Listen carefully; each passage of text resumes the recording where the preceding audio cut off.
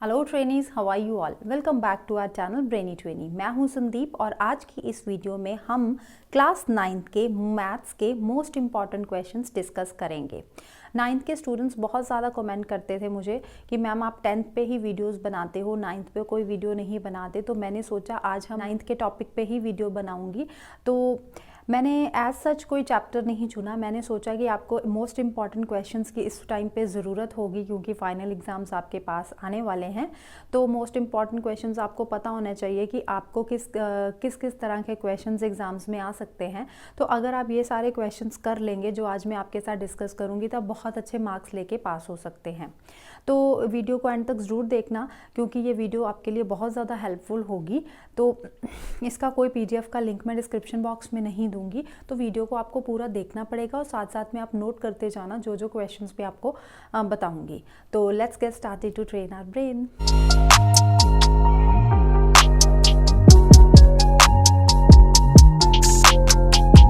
तो सबसे पहले हम बात करते हैं 30% रिड्यूस सिलेबस की। तो जैसे CBSE बोर्ड ने, इवन की सभी स्टेट बोर्ड्स ने 30% रिड्यूस सिलेबस किया है, लेकिन अगर हम CBSE बोर्ड की बात करें तो CBSE बोर्ड ने 30% रिड्यूस सिलेबस तो किया है, उसके साथ में आपके 2 चैप्टर्स पूरी तरह से डिलीट कर दिए हैं। वो 2 चैप्टर्स हैं chapter number 5 and chapter number 9।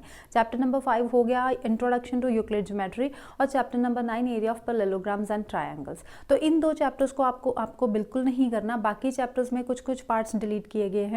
तो मैं ये सारा जो आपको इंपॉर्टेंट क्वेश्चंस आज इस वीडियो में बताने जा रही हूँ, ये सिर्फ 30% रिड्यूस सिलेबस के अकॉर्डिंग ही बताने जा रही हूँ कि उसके बेस्ड पे ही मैंने ये सारे क्वेश्चंस आपके लिए तैयार किए हैं। तो सबसे पहले अगर हम बात करें चैप्टर नंबर 1 नंबर सिस्टम की, तो नंबर सिस्टम में आपको किस तरह के क्वेश्चंस पेपर में आ सकते हैं।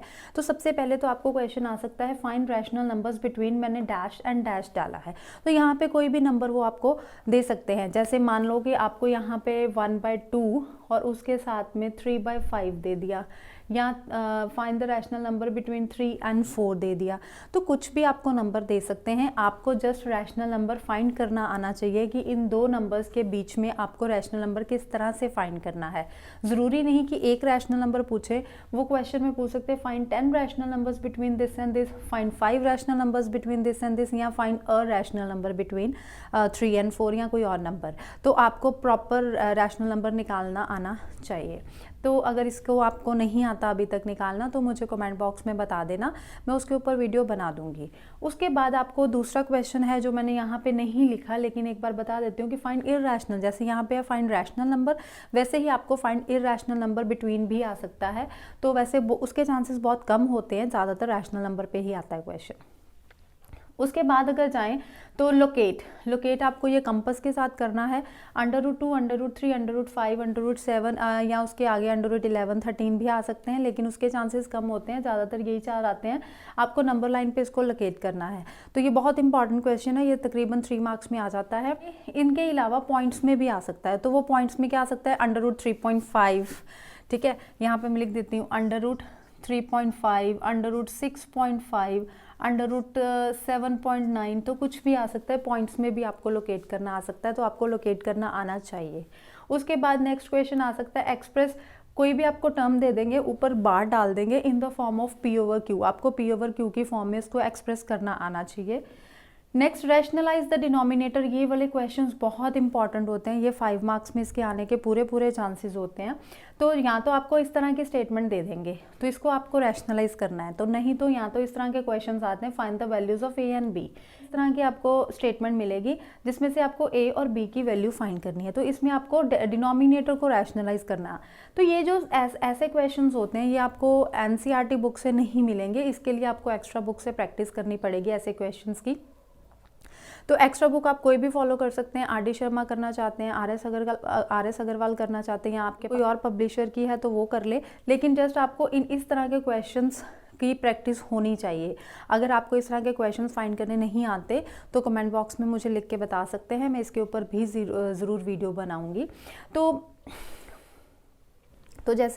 तो जैसे अभी आपके पास बहुत टाइम कम रह गया है फाइनल एग्जाम्स आने के लिए, तो मैं ऐसा हर चैप्टर पे वीडियो नहीं बना सकती।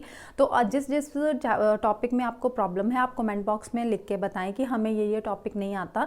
तो मेजॉरिटी जिस टॉपिक पे कमेंट्स मुझे आएंगे उस टॉपिक पे मैं वीडियो ज़रूर बनाऊँगी, ठीक है। तो नेक्स्ट चलते हैं चैप्टर नंबर 2 पे, पॉलिनोमियल्स। तो पॉलिनोमियल्स में क्या इंपॉर्टेंट है, सबसे पहले आपको जीरोज ऑफ पॉलिनोमियल पता होने चाहिए। तो अब जीरोज ऑफ पॉलिनोमियल में या तो क्वेश्चन आ जाएगा find the zeros of polynomial, आगे आपको इक्वेशन दे देंगे।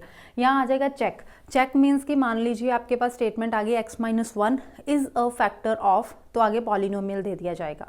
तो आपको उसको चेक करना है कि ये x-1 उस पॉलिनोमियल का फैक्टर है या नहीं है। तो इस तरह के क्वेश्चंस आ जाते हैं। फाइंड द जीरोज वाले क्वेश्चंस आते हैं। उसके बाद find the value of k वाले क्वेश्चंस। अब find the value of k में क्या स्टेटमेंट होगी, मान लीजिए इफ़ यहाँ पे again x-1, x-1, x-2, x+1 कुछ भी लिख सकते हैं, is a factor of, again यहाँ पे कोई पॉलिनोमियल दे देंगे तो उसमें आपको k की वैल्यू फाइंड करनी है। तो ये क्वेश्चंस बहुत इंपॉर्टेंट होते हैं, ये इवन 1 मार्क या 2 मार्क्स में ही आते हैं। फैक्टराइज ये 3 मार्क में आने के इसके चांसेस होते हैं।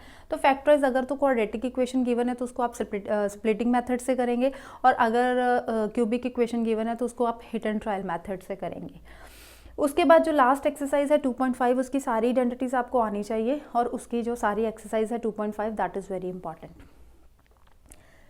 उसके बाद अगर हम चैप्टर नंबर 3 पे चले, कोऑर्डिनेट ज्योमेट्री में, तो कोऑर्डिनेट ज्योमेट्री एनसीईआरटी बुक में ऐसा कुछ भी नहीं है जो आपको एग्जाम में आएगा, तो उसके लिए भी आपको एक्स्ट्रा बुक से उसकी प्रैक्टिस करनी पड़ेगी। आपको ग्राफ के ऊपर पॉइंट्स लोकेट करने आने चाहिए। तो इस तरह का क्वेश्चन आ जाएगा कि आपको 3-4 कोऑर्डिनेट पॉइंट्स दे देंगे और उसको ग्राफ पे लोकेट करना है। तो यहाँ आपको ऐसा क्वेश्चन आ जाएगा कि ABCD पॉइंट्स, आपको 4 कोऑर्डिनेट पॉइंट्स दिए, उसको लोकेट भी करना है ग्राफ पे, और उसके बाद उनको ज्वाइन करना है, मीन्स कि A को B से, B को C से, C को D से और D को A से।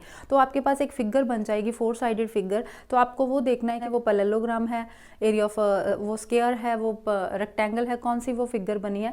तो उसके ऊपर फाइंड द एरिया वाला क्वेश्चन आ जाएगा। तो वो जो भी फिगर बनी होगी उसका आपने एरिया का फॉर्मूला यूज करके वहां से एरिया फाइंड करना है। तो इस तरह के क्वेश्चंस बहुत इंपॉर्टेंट होते हैं। तो ये आपको एक्स्ट्रा बुक से मिलेंगे, इसलिए मैंने यहाँ लिखा है practice from the extra book. तो आपको एक्स्ट्रा बुक से ऐसे क्वेश्चंस की प्रैक्टिस करनी पड़ेगी। अगर नहीं कहीं से मिल रहे तो भी कमेंट करके बताइए, मैं आपको इस तरह के क्वेश्चंस भी प्रोवाइड कर दूंगी। उसके बाद चलते हैं चैप्टर नंबर 4 पे। चैप्टर नंबर 4 है लीनियर इक्वेशन इन 2 वेरिएबल्स। तो इसमें find 2 different solutions from the equation. आपको कोई इक्वेशन दे देंगे तो उसमें से आपको 2 डिफरेंट सॉल्यूशंस फाइंड करने हैं, या आपको आ सकता है फाइंड 4 डिफरेंट सॉल्यूशंस। तो अलग अलग सॉल्यूशंस आपको फाइंड करने हैं। कोई भी एक इक्वेशन आपको दी गई होगी। उसके बाद find the value of k वाला क्वेश्चन बहुत इंपॉर्टेंट है। ये आपको एक्सरसाइज 4.2 में क्वेश्चन नंबर 4 मिलेगा। तो ये find the value of k वाला ही है। तो इस तरह के क्वेश्चंस भी बहुत इंपॉर्टेंट होते हैं। उसके बाद टैक्सीफेयर 4.2 एक्सरसाइज में ही एक टैक्सीफेयर वाला क्वेश्चन है, वो बहुत बार एग्जाम में आया है।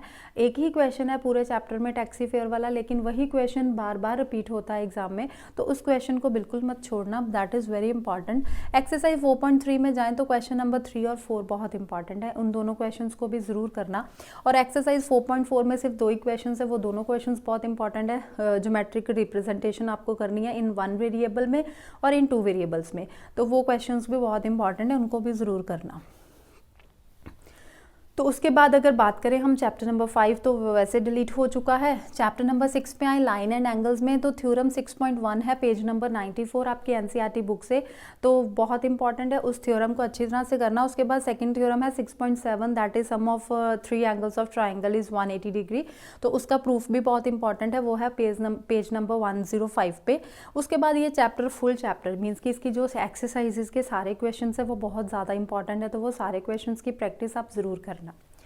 नेक्स्ट चैप्टर नंबर 7 ट्राइंगल्स पे जाएं, तो लास्ट एक्सरसाइज तो आपकी डिलीट हो चुकी है, लेकिन जो फर्स्ट 3 एक्सरसाइजेज है उसमें मुझे each and every question he important लग रहा है, क्योंकि कई बार कोई क्वेश्चन वो डाल देते हैं, कई बार कोई क्वेश्चन आ जाता है। तो आप सारे क्वेश्चंस की प्रैक्टिस अच्छे से करना।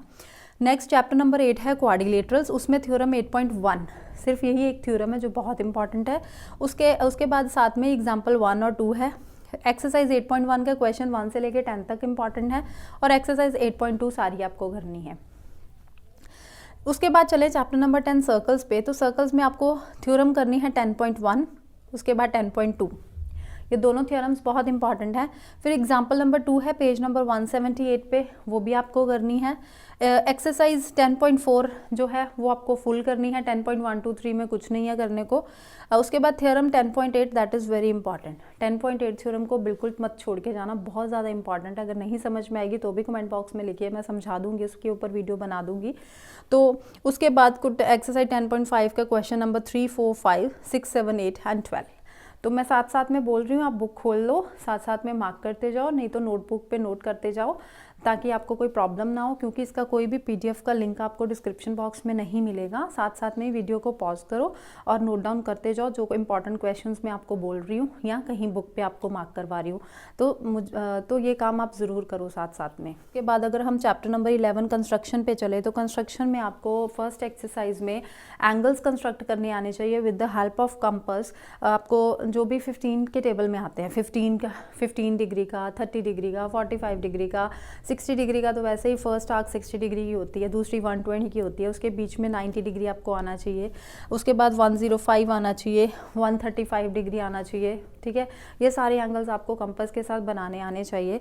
उसके बाद जो एक्सरसाइज 11.2 है उसका क्वेश्चन नंबर 1, 2 और 3, वो 3 ही क्वेश्चंस आपको करने हैं, 4-5 क्वेश्चन नहीं करना। उसके बाद अगर हम बात करें यहाँ पे चैप्टर 8 के बाद मैंने आपको 10 बताया, तो चैप्टर नंबर 9 भी डिलीट है इसलिए मैंने उसका नहीं बताया। उसके बाद चैप्टर नंबर आते हैं 12 पे, दैट इज़ हीरोन्स फार्मूला। तो हीरोन्स फार्मूला में एग्जाम्पल 1 और 3 बहुत ज़्यादा इंपॉर्टेंट है, बहुत बार एग्जाम में आई हैं। उसके बाद एक्सरसाइज 12.1 में सिर्फ क्वेश्चन नंबर 4, 5 और 6, ये तीनों क्वेश्चंस बहुत ज़्यादा इंपॉर्टेंट हैं। एक्सरसाइज 12.2 में जाएं तो क्वेश्चन नंबर 4, 5, 6, 7, 8, 9 ये वाले क्वेश्चंस इंपॉर्टेंट है, स्टार्टिंग वाले क्वेश्चंस नहीं आते एग्जाम में ज़्यादातर। उसके बाद अगर हम चैप्टर नंबर 13 में जाए, सरफेस एरिया एंड वॉल्यूम्स, तो वहाँ पर आप देख लें, ये मैंने सारा दिया हुआ है, आप फटाफट से देख के नोट डाउन कर लो। मैं जस्ट फटाफट बोल देती हूँ कि अगर हम एक्सरसाइज 13.1 पे जाएं तो क्वेश्चन नंबर 1, 2, 3, 4, 5, 13.2 पे जाएं तो question number 1, 3, 4, 5, 6, 7, 8, exercise 13.3 example 5, 6, question 1, 2, 5, 6 और 7। उसके बाद एग्जाम्पल नंबर 10, एक्सरसाइज 13.4 का क्वेश्चन 4, 7, 8, 9, एग्जाम्पल नंबर 11, एक्सरसाइज 13.5 का question 1, 2, 3, 4, 5, 9, example number 13, exercise 13.6 question 2, 4, 5, 7, 8, exercise 13.7 question 3, 4, 5, 7, 9, example 18 और 19, एक्सरसाइज 13.8 क्वेश्चन 2, 3, 5, 6, 8, 9, 10। ये वाले क्वेश्चंस बहुत ज़्यादा इंपॉर्टेंट है, ज़्यादातर एग्जाम्स में क्वेश्चंस इन्हीं में से आ जाते हैं। तो आपको सब बेसिकली मेन जो पेज नंबर 237 पे सारे फार्मूलाज गिवन है इस चैप्टर के, वो आपको फार्मूला ज़रूर लर्न करने हैं, क्योंकि कई बार क्या होता है कि आपको वहाँ पर एग्ज़ाम में जाके सम भूल जाता है इसे करना है। तो अगर आपको फार्मूला याद होगा, आप फार्मूला लिख देंगे, उसके ऊपर फार्मूला पे वैल्यूज़ को पुट कर देंगे, आगे आपका आंसर निकले ना निकले तो कुछ मार्क्स तो आपको मिल ही जाते हैं। तो इसलिए फॉर्मूला ज़रूर लर्न करना। चैप्टर नंबर 14 है स्टैटिस्टिक। तो स्टैटिस्टिक्स तो काफ़ी हद तक आपका डिलीट हो चुका है, तो सिर्फ आपको टैली मार्क्स का टेबल बनाना आना चाहिए और दूसरा हिस्टोग्राम ड्रॉ करना आना चाहिए। ये 2 चीज़ें आप अच्छे से कर लें। उसके बाद प्रोबेबिलिटी में जाएँ तो प्रोबेबिलिटी में कॉइन्स वाले क्वेश्चन बहुत ज़्यादा इंपॉर्टेंट है। प्लेइंग कार्ड्स की आपको नॉलेज होनी चाहिए। प्लेइंग कार्ड्स में क्लास 10th में भी आता है, तो उसके ऊपर मैंने वीडियो बनाई हुई है, तो आप अगर नहीं नॉलेज तो आप वहाँ से देख सकते हैं। उसके बाद डाइस वाले क्वेश्चन बहुत ज़्यादा इंपॉर्टेंट हैं। तो अगर हम एक्सरसाइज की बात करें 15.1 की, तो सिर्फ क्वेश्चन नंबर 1, 2, 4 और 11 यही 4 क्वेश्चन इंपॉर्टेंट हैं। बाकी आपको कॉइन्स पे, प्लेइंग कार्ड्स पे और डाइस पे एक्स्ट्रा क्वेश्चंस आ सकते हैं, तो आप एक्स्ट्रा बुक से इसकी प्रैक्टिस ज़रूर करना प्रोबेबिलिटी के क्वेश्चंस की, क्योंकि ये आपको क्लास 10th में भी आने वाला है। स्टैट्स भी आपको क्लास 10th में आने वाला है, लेकिन ना तो आपको स्टैट्स टैली मार्क्स 10th में आएगा, ना ही हिस्टोग्राम आएगा। जो मीन मीडियन मोड 10th में आना है वो इस टाइम 9th में उन्होंने डिलीट कर दिया है कि आपको 10th में तो जाके पढ़ना ही है, इसलिए CBSE बोर्ड ने यहाँ पे 9th में आपको डिलीट कर दिया। तो ये सारे चैप्टर्स मैंने आपको बता दिए कि ये सारे इंपॉर्टेंट क्वेश्चन है जो आपको अच्छे से करने हैं। इनकी प्रैक्टिस आपको बहुत ज़्यादा करनी है, और अगर आप यही सारे क्वेश्चंस अच्छे से कर लेंगे तो आप बहुत अच्छे मार्क्स ले सकते हैं मैथ्स के पेपर में। 10th के ऊपर तो मैं बहुत सारी वीडियोस बनाती रहती हूँ, तो आगे आप 10th में ही आने वाले हैं। तो अगर चैनल को सब्सक्राइब नहीं किया तो जल्दी से सब्सक्राइब कर लीजिए, क्योंकि नेक्स्ट क्लास में आपको मेरी बहुत सारी वीडियोस देखने को मिलेंगी क्लास 10th के ऊपर। क्लास 9th वाले जितने भी बच्चे कमेंट्स करेंगे, अगर जिस टॉपिक पे ऊपर ज़्यादा कमेंट्स आएंगे कि हमें ये टॉपिक समझ में नहीं आ रहा, तो उस टॉपिक के ऊपर मैं वीडियो ज़रूर बनाऊंगी। तो आई होप आपको वीडियो अच्छी लगी होगी। वीडियो अच्छी लगी हो तो वीडियो को लाइक ज़रूर कीजिए, और हाँ, सबसे इम्पॉर्टेंट काम है इस वीडियो को शेयर करना, क्योंकि कहते हैं कर भला सो हो भला। तो अगर आप किसी का भला सोचेंगे तो आपका भला भी होगा। तो आपके रिलेटिव्स में जो आपके ब्रदर सिस्टर क्लास 9th में पढ़ते हैं, उनको ये वीडियो शेयर करें, अपने फ्रेंड्स को ये वीडियो भी ज़रूर शेयर करना।